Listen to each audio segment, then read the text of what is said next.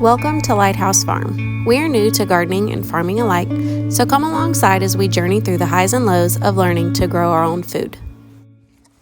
So this morning, it's real cold here. I got my Bootstrap Farm order. I ordered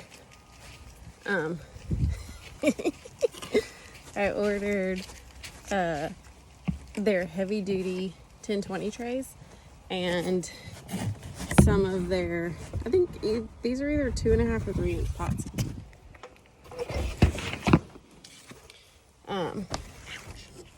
Squish my finger.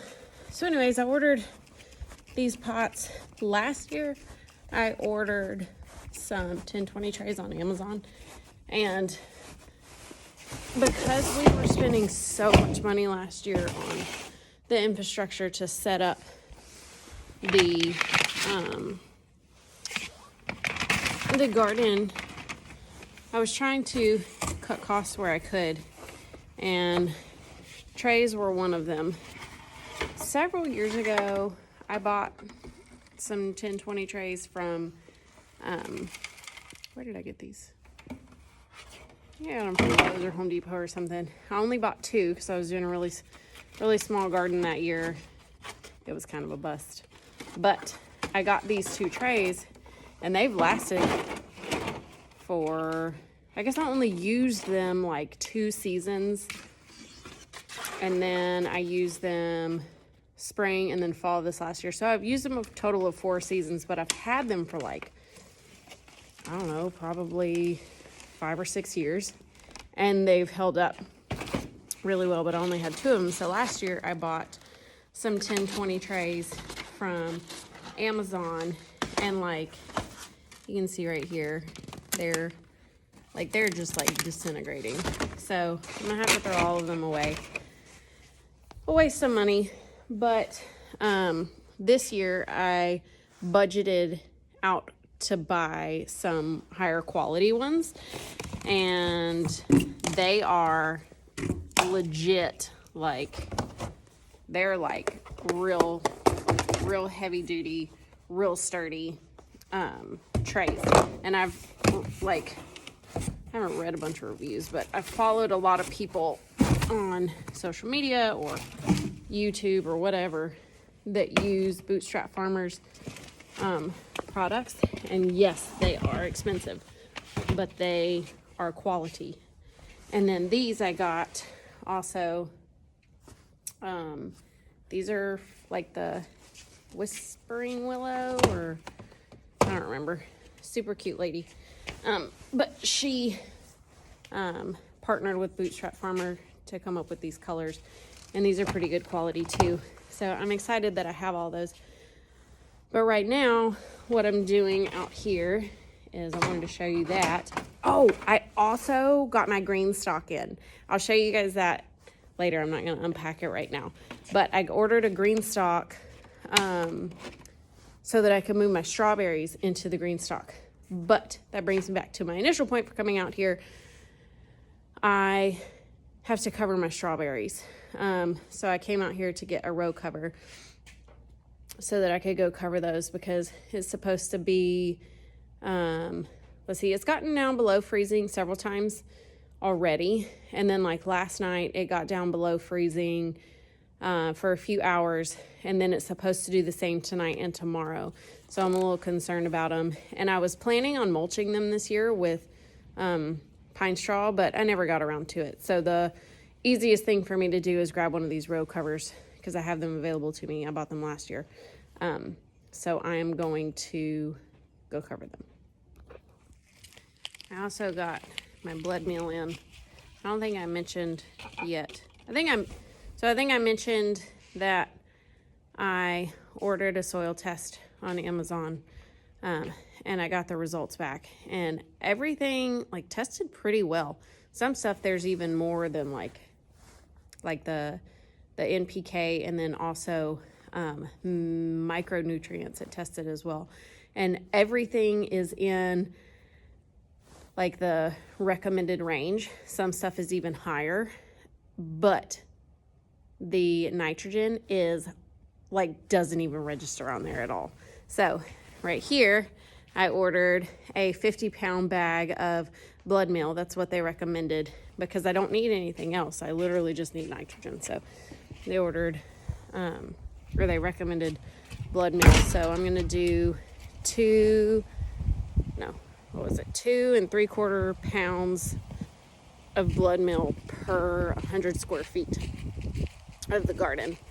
I don't necessarily think it's necessary for everyone to get a soil test, but definitely for me, like starting out and not really knowing much about all of this, for me, it definitely made more sense for me to spend the $30 on getting a soil test and making the amendments, just so that I knew exactly like what it was deficient in and what I needed to replace. Because last year we spent all this money to set up this giant garden and I got very little yield because I didn't do a soil test. Well, that's a lie. I did do a soil test. I did one of those like little kits that you just buy at home. And you can test it at home, and it tests the nitrogen, the what is it? What's NPK? Nitrogen, is it potash or is it potassium? I don't know. Anyways, I ordered a kit that tested the NPK, and it said that it was deficient in nitrogen, and I did add blood meal to it. I just didn't know how much that I needed to add. I didn't add nearly enough. Anyways, we made it out here. So let's cover this thing real quick. Got it all covered. Now they should be okay. I think they would have been fine anyways, but I don't know, I was a little worried about them. Back to the soil test. For me, it just made most sense to go ahead and get the soil test because I didn't know exactly what it was deficient in or even how to rectify it. So I just went ahead and ordered it. And now I feel more confident going into the spring growing season, knowing like what exactly it was deficient in and how I needed to amend the soil. Stuff isn't looking terrible right now, but as I showed you in the last video, like nothing's growing. So just kind of is what it is. We're gonna come through and top dress all of these beds with the blood meal, and then what are we gonna do? We're gonna top dress the beds with the blood meal, and then I've got a lot of that compost still left over from last year, and there's also a bunch of composted horse manure over there, so I'm gonna mix it together, and then I'll top dress these, probably build them up about another 2 to 3 inches, really as high as those piles will allow me. And then I'm going to add more blood meal to the top of it, just so that it's like kind of layered in there. And I'll try to work it in as much as I can, but I don't have a tiller.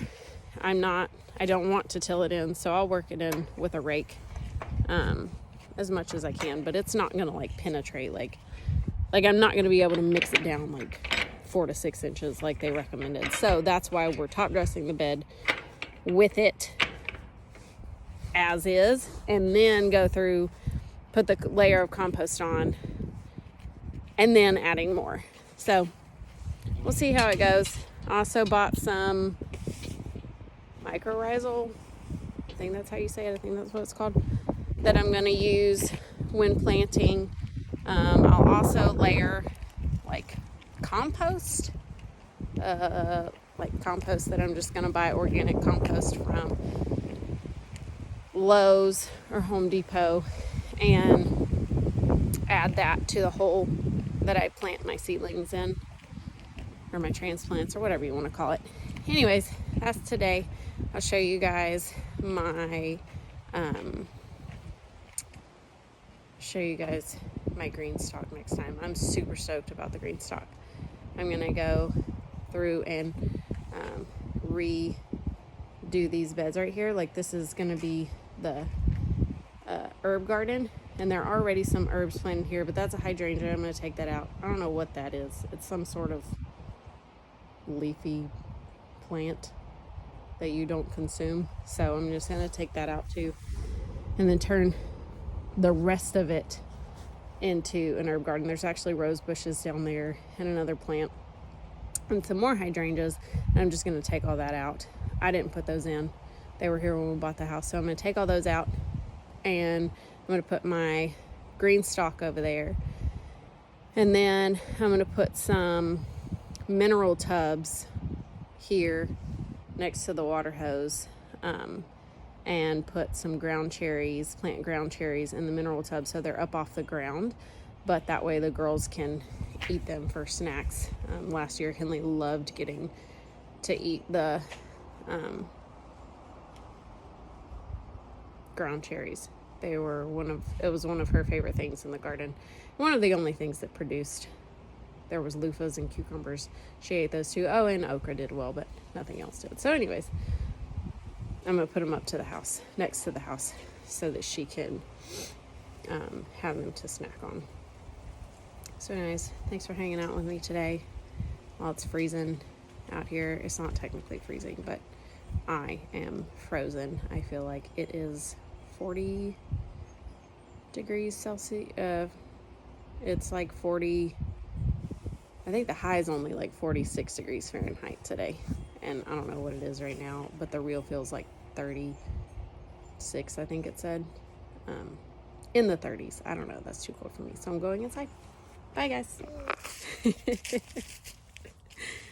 Today we're going to cut out all of our fall plants from the garden. I mentioned in a video before that they're just not growing. And I'd rather give the soil some time to rest. So what we're going to do is we're going to cut out all the stuff that's existing, and I don't think we'll have time this weekend, but I think next weekend we'll try and go through and top dress the beds, kind of plus them back up, and also amend them. So come join us. For those of you who might be concerned, the coffee in my hand is no longer hot, so you don't have to worry. Here comes Daddy and Henny. There they are. Hey, Daddy and Henny. Hey, Bailey. You look super stoked. So this is the before. That's our asparagus there. It dies back in the winter. Apparently that's normal. So we'll just cut that down and cut all the other stuff out. Probably go ahead and remove these wires, since I won't need them anymore for the row cover, since nothing will be there. But this is the before.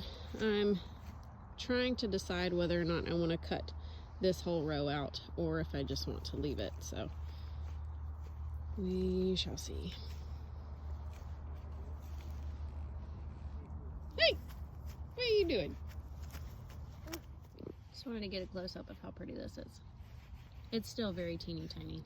I know it's hard to tell when you're not in person, but like you can compare it to the little baby. They're super small. All right, we got everything cut out. You still see green stuff there because I just left it there. I did take this out, but we'll just top dress on top of all of that stuff laying there, and it'll just break down beneath the soil. Not a big deal. I did decide to leave all of these. I may change my mind later. I don't know. I'm pretty indecisive about it right now, but I'll leave it there until next week when we can figure out what we're actually gonna do with it. And I pulled all the hoops, and we're gonna go put these up. You ready to go put them up, Bailey? Yeah. Can you say cheese?